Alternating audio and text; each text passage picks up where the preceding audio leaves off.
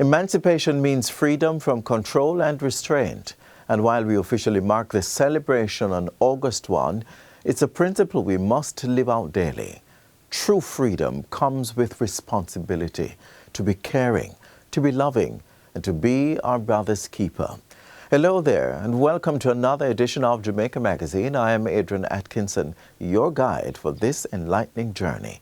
In today's show, we bring you features that inform, delight your taste buds, and just might get you moving to the rhythm of Jamaica. Stay with us.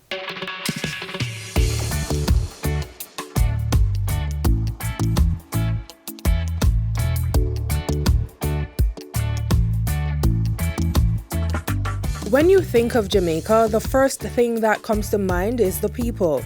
But what is it about us? What makes us truly Jamaican? Is it our warmth and hospitality? The way we greet each other with a simple wagwan or a bright smile? Maybe it's our resilience, our ability to find joy even in tough times. Or perhaps it's the unmistakable sound of patois connecting us, adding flavor to every conversation. Speaking of flavor, could it be our love for street food? The pan chicken sizzling on the grill, the soup men on the corner, the fruit vendors with their fresh, vibrant offerings. Wait, I know you're excited, but what about our music, our dance moves, or rhythm that captivates the world? We are storytellers, whether through folklore or everyday conversations. Being Jamaican is more than just a nationality. It's a feeling, a culture, a way of life. From the way we speak to the way we dance, cook, and connect, every part of our identity reflects our rich heritage and unstoppable spirit. So what makes us truly Jamaican? It's everything. We are the culture, the energy, and the heartbeat of the island.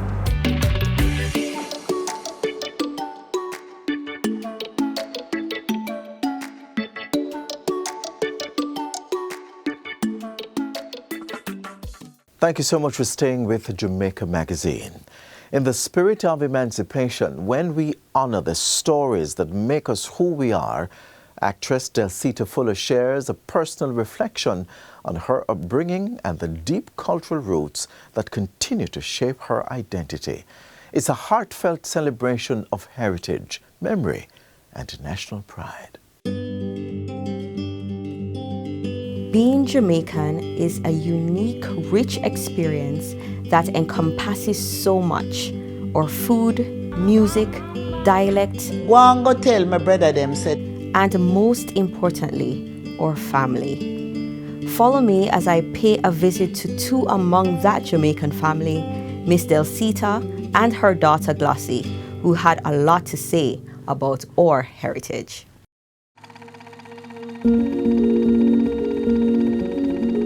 go down a Manuel Road, Galam boy, took a broke rock stone, Galam boy, Dinga must no cry, Galam boy, remember the play with the play, Galam boy. My name is Delita Fuller.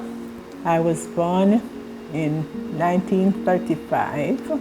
I was born in Spanish Town and most of my time spent in St. Catherine. My mother had me and my older sister.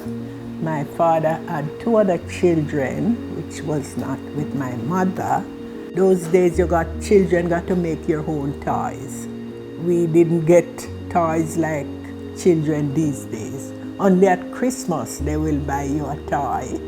Maybe the girl will get a doll or the boy get something else. The girls will make plays like ring plays, clap hand plays, and all sort of different things to enjoy ourselves. In the country we don't have shops near us, so we would have to go maybe a mile or two to shop. And it was good in those days. People around us looked after children. When our parents send us out, not like now you'd be worrying. In those days we didn't have a lot of taxis and buses and vehicles. Do you know that if I tell you 1 and 6, 1 shilling and 6 pence, you wouldn't have no idea how much that is. And I have some coins there that it was 20 pence make a shilling. A man's daily wages was 1 shilling and 6 pence. But that shilling and 6 pence, you could take the 6 pence to the shop and you could buy some flour, and you could buy some oil, and maybe some saltfish. I met my husband and we get together when I was 17, and I had my first child when I was 19, and we lived together until he died. Well, we had 6 children together. My eldest is here. What's your age? She'll say it. I was born in 1954. All the time in my life, I've always been reminded, especially when I was young, that I was the eldest. And it seemed to me that I was expected to behave as an older child, even when I was, 3, 4, and 5. But on looking back, I feel like the older or the eldest child was always, to take on some sort of responsibility, and that was expected of you. Yes, it was part of the heritage. And I think even when I grew up my children, I felt the same sort of thing. I think I brought my children up the way my mother brought me up. In my time, and there was nothing named television in Jamaica, and even when I was young, is one or few people have radio. I tell you, we had fun, because in the evenings at my parents' home, we'd have the visitors and they would play games. And I can think of one, they call it ring play, that could be 10 of you, 6 of you, 12 of you, have a stone in your hand, and you'll sit around in a ring and you'll sing, go down a Manuel Road, get on board to go broke Rockstone, get on board, Inga must no cry, get on board, remember the play with the play, get on board. And in that time, when I pick up my stone, I drop it there, and I'm ready to get your stone, and it's going around like that. My stone there, and I pick the next, and it goes around the ring, and you had fun. I don't know if you're getting it. I get it. Our memories that make us Jamaicans are the fabric that binds us together. So, what's your heritage? Jamaica is my heritage. Jamaica is my heritage.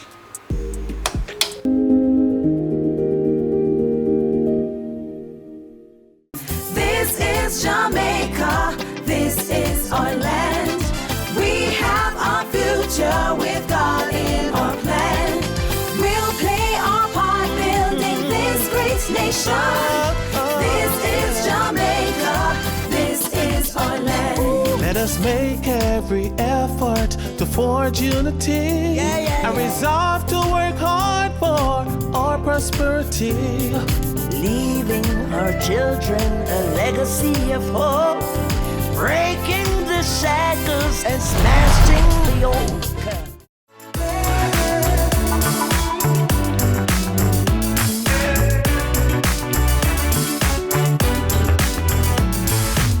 Up next, we turn our attention to one of the island's most celebrated exports, Blue Mountain Coffee.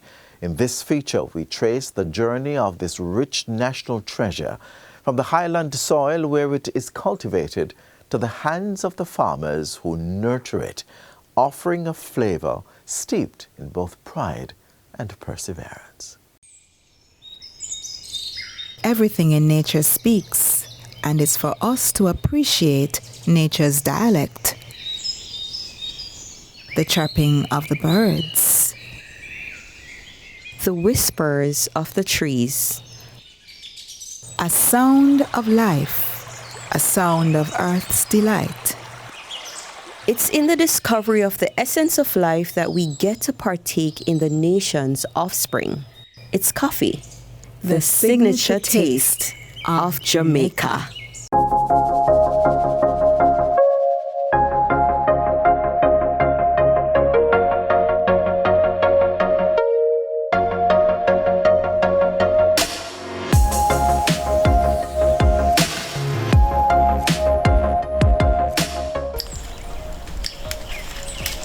Boiling bowl of boiling coffee. Morning. I get up like 4:30 in the morning. 4:30. Pretty early. First thing I do, I give the Creator thanks for waking me up, right? And then I pack my little bag and I head to the farm. Once you're in the farm, you connect with nature, right? Just like how the plants grow, that's the spirit that you have. I'm Stephen Jahbertha, CEO of Exotic Blue Coffee Company, also the farmer of Exotic Blue Coffee Farm. Agriculture is a way of life for us who live in the mountain. Hence, I decided on going into coffee, and the reason for that, I have a full-time job, a job that takes me all over the island, right? Sometimes internationally as well. So I had to plan something that I don't have to be nurturing like a baby, 365 days a year. Hence, coffee was, I think, was my dream call, and I grabbed it with both hands. You look on the stages of coffee. The coffee becomes white, that's the flowering. Then it becomes green, that's the berries start to form, and you're watching, that's a little baby growing up, and then the coffee's turning red, you know, it's ripe. And then it goes straight to the processing, and then from the processing to the consumer. What other joy there is. Pause. How about taking us through the process? I bring coffee to you from the seed to the cup. What do I mean? The coffee is planted, I planted the coffee, right? Once the coffee is planted and nurtured and start to produce in about 2 years' time, the coffee is now processed. So once it is reaped, it is taken from the farm. And when we take it from the farm, it weighs 60 pounds. So just to take that out on your head, right? The passion in navigating those mountains, those slopes, right? Those 60-degree slopes. When coffee is planted, especially when they are young, it has to be grown under certain shades. So your shade cover can't be that too dense. So we normally plant bananas planting throughout the field. And once it reaches a certain stage, when the coffee reaches like a 3-year-old, we can start to remove those bananas from the farm. The banana also takes the nutrients away from the coffee. So hence we don't really plant and keep the bananas into the farm. Most farmers are really suffering from that. Right, you have the Sutton mole, you have the white flies, leaf miner, and so on. But the critical one is the coffee berry borer. These are some little weevil that lays hundreds of eggs into the coffee. So field sanitation is crucial to mitigate against such. And we can use like chemicals and so on, but I move away from the chemical. I try to go the natural way. So what I do is set some traps in the farm to trap those berry borers. And also use field sanitation, ensure that the dry coffee comes off the tree and the earth is dug up and they are buried, right? That's how I mitigate against the coffee berry borer. But there are real pests to the coffee. Now the coffee is now taken where it is processed, which is washed, pulped, and dry.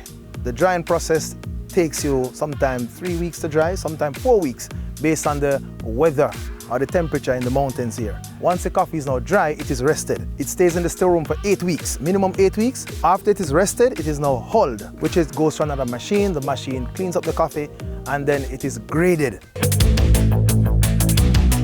Once this roast, we now grind, and I can give you a different style of roast based on what the consumer wants. There's the Italian roast, the Turkish roast, the city and full city roasts, the dark roast, and the medium roast. It is ultimately entirely up to you to decide on the roast that best suits your palate. The coffee is then packaged and delivered. 2 years ago, we weren't making any money out of coffee, right? Because I used to sell my coffee to the processors, right? And there are a number of processors in Jamaica. It's hard work, very, very hard work. You have to be dedicated to be a coffee farmer. Sometimes the price is not right? But you still have to dig deep and bring good coffee to the consumer. Sometimes when your customer call you and say, this coffee is the bomb, you know, it gives you that energy, so you want to go more. Jamaica is prized, the coffee is prized, and you are a part of that process.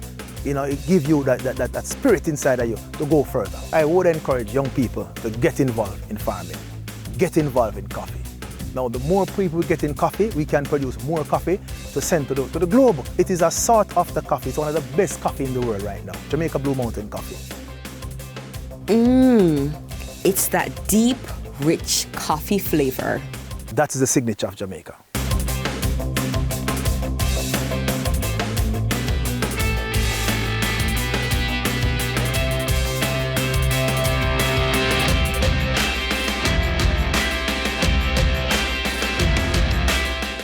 Jamaicans consume on average 9 to 12 grams of sodium or salt per day, twice the World Health Organization recommended amount of less than 5 grams or 1 teaspoon of salt, and more ideally, less than 2 grams of sodium per adult per day from all food sources.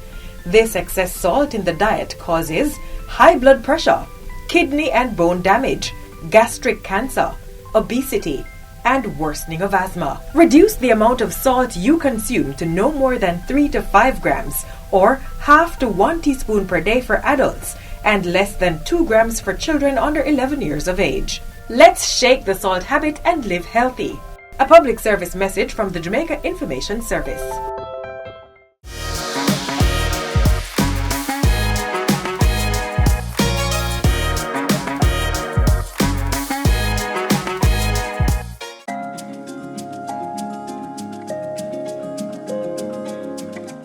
With heat stroke being the most severe form of heat illness that primarily happens at the workplace, it is important to know the signs. This is where your body temperature goes up to 40 degrees centigrade and causes some form of neurological dysfunction, such as excessive sweating, loss of consciousness, seizures, and fainting spells. Prior to the heat stroke, though, there may be some warning signs, like you may be nauseous, vomiting, diarrhea, having muscle cramps, becoming confused. You may have an increased heartbeat, and you may be very thirsty, and you may have mood changes or irritability.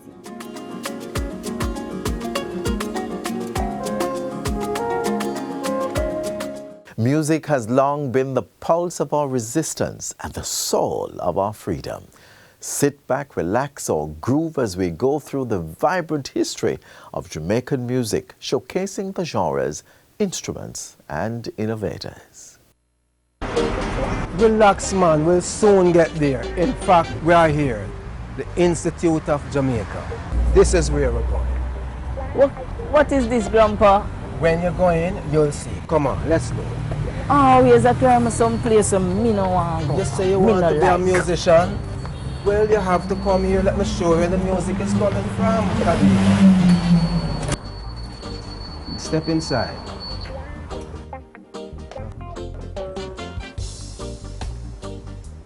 See, this is where I wanted to come.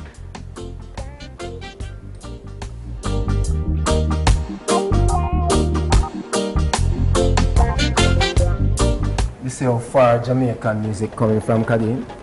These are Tainas, the first people, and see, they're playing drums and dancing. And look at these African instruments. That's when the first Africans came to Jamaica. Now, I bet you don't know what this instrument is. Rumba box? It is a rumba box, and you hear that in what kind of music now? Mento. Mento, that's what makes the mento music so sweet. Now, look at this. This is jazz music. Jamaica had a rich tradition of jazz.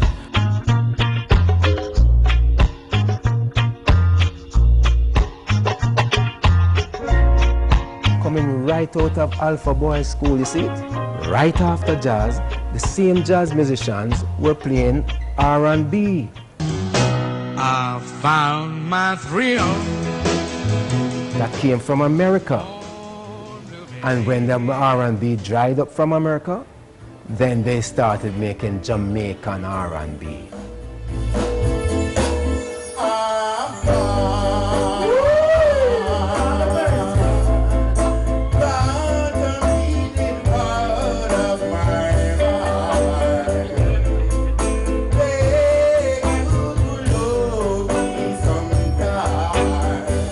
Jamaican turned the R&B around and made their own Jamaican style of R&B music, which then led to ska.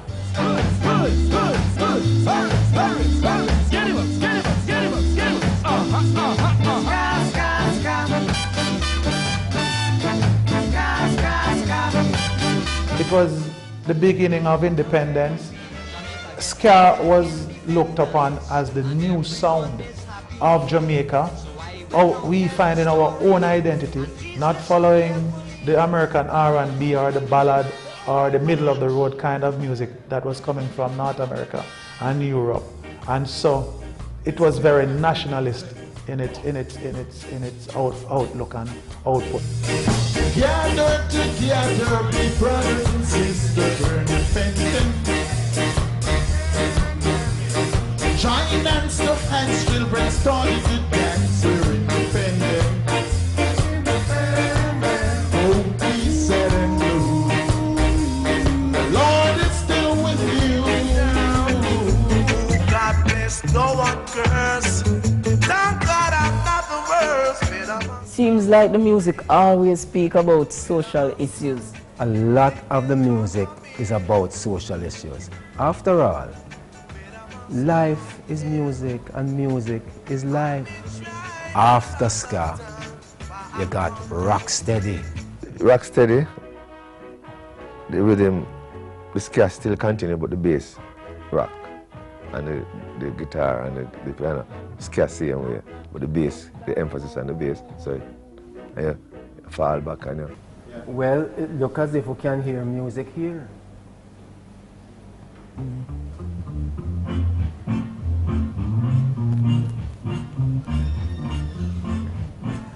I like this, Grandpa. This nice. is Rocksteady. No, you should have seen me and your grandmother in those days. Rocking steady. Yeah, Grandpa. Yes. That's Alton Ellis, you know. The great Rocksteady singer. But we turn down the people things here. Next thing, they throw us out of here. And go back to watch this thing. But Grandpa, you've been talking about Jamaican music for how long now? And until now, I haven't heard anything about reggae.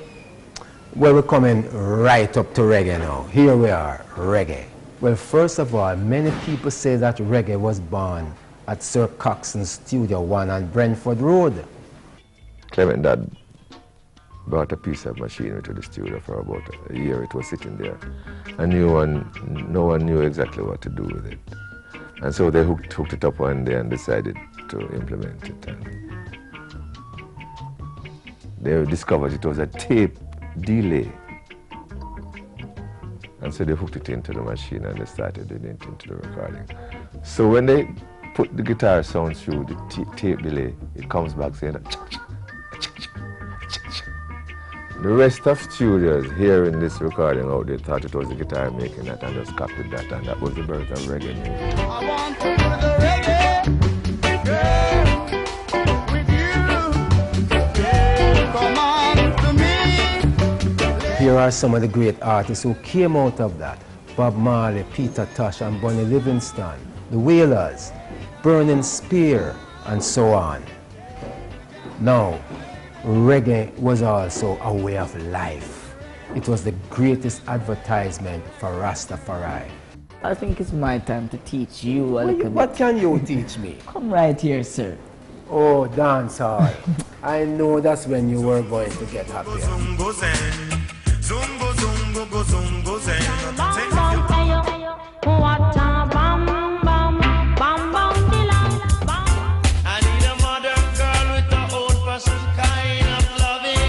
It was also a little bit different in the 80s where you have more artists that come and you have to compete with artists like every day, and the dancehall vibes. When you go into the dancehall, you know, you have to just hold the mic to get a bus. And now it's different. You just have a CD, you go to the radio station and get some airplay. The 90s had these persons like Beenie Man, Lady Saw, and Bounty Killer. Up to today, Beenie Man and Bounty Killer still have swag. Right now, we have producers that are artists that are producers, and radio jocks who are doing both. With technology, the music is now diverse. We are accepting music on a broader scale. One time gone till you want to hear hip-hop music or techno music being played in a dancehall setting. And that is happening right now. A lot of pop music is being accepted. Disco music, techno music, electro house music is being accepted right now. Hip-hop music is widely accepted right now. So we as Jamaican, we are listening to a wide cross-section of music. That means that we took music and turned it into Jamaican music, and we have given it back to the world, and everything has now come together. Kadeem, the tour done. See, it wasn't that bad after all. For real, Grandpa. Really inspired by all of this. Well, out of many, we're really one music. And you might yet become a good musician. Thanks, Grandpa. Yes.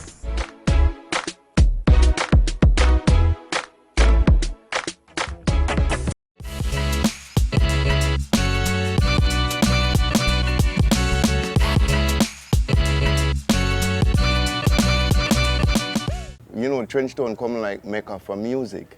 When you talk about jazz and blues, ska, rocksteady, reggae music, is the birthplace for it right here.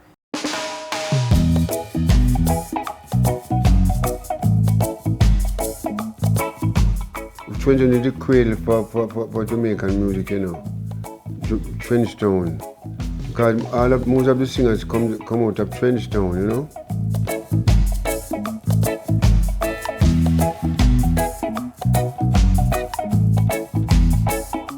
Born from the streets of Trenchtown, reggae emerged as the voice of the people, a rhythm of resilience, unity, and pride. It told our stories, carried our struggles, and shared our triumphs with the world. Reggae is more than music. It is our soul, our identity, our legacy.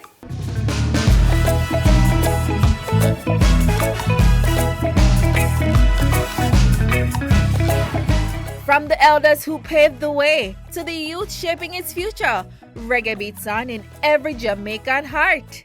There is a land of pure beauty where blessing awaits for us all. And if your heart is clean, I know you will redeem in the land of the black, gold, and green. Reggae is the heart of Jamaica. Protect it, preserve it, celebrate it.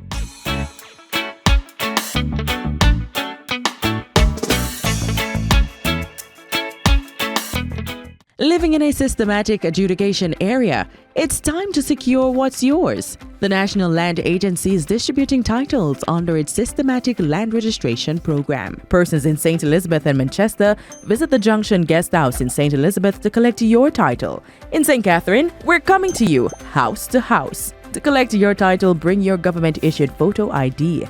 If someone is collecting on your behalf, they should bring a JP certified letter and their government-issued photo ID. For more information, call 876-750-5263 or visit nla.gov.jm. One agency, one goal, committed to serve you better.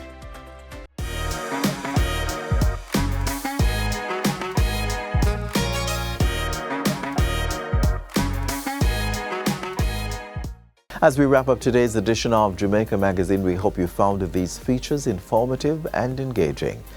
Let's stay connected through our website, gis.gov.jm, and on social media.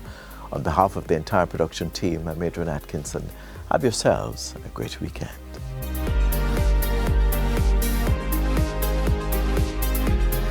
This has been a production of the Jamaica Information Service, the voice of Jamaica.